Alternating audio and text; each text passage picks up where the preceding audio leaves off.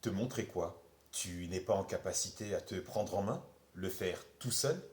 Quand ta chair est tendre veut un câlin, tu appelles des renforts? Pour toi, c'est compliqué? Ou ton gars? Si tu fais partie de l'autre équipe, pas de jugement. Ouest France, c'est donc ça ta source à propos de l'actualité en Kanaki?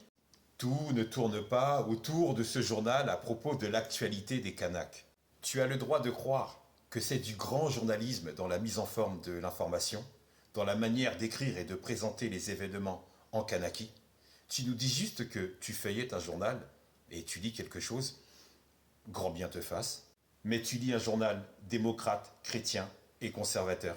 Les Kanaks ont une culture et une identité enracinée dans les traditions et dans leurs terres qui leur sont très chères. Les premiers colons ont évangélisé de force les Kanaks. Ils ont imposé aux Kanaks la religion chrétienne, protestants, catholiques. Et oui, les travaux forcés pour les Kanaks, et le colon qui lui dit c'est bien ça de travailler en bon chrétien, à condition que ça remplisse bien les poches du colonisateur. Ta source journalistique, démocrate, chrétienne et conservatrice, ne peut pas peser dans la balance face à la Kanaki et ses autres religions traditionnelles. Ta source ne peut pas peser face à la Kanaki, qui est d'une dimension humaine et culturelle très rare, avec ses rites et ses traditions. Un vrai journaliste, il recueille, il cherche, il vérifie des informations sur tout type de support. Il fouille, il diffuse de l'information qu'il a contrôlée bien avant. Il ne donne pas son avis, ce n'est pas son rôle.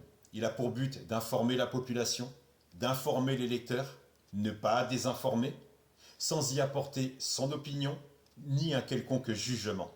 Il n'affiche pas non plus son bord politique ni sa religion. En dehors de ton journal démocrate, chrétien, conservateur, il y a d'autres sources d'informations qui peuvent t'éclairer, t'ouvrir les yeux. Donc tu peux vérifier, chercher sur d'autres supports d'information, décortiquer l'actualité des Kanaks, afin d'en restituer une analyse pertinente et clairvoyante. Mets beaucoup d'amour dans ton cœur et que la paix soit avec toi.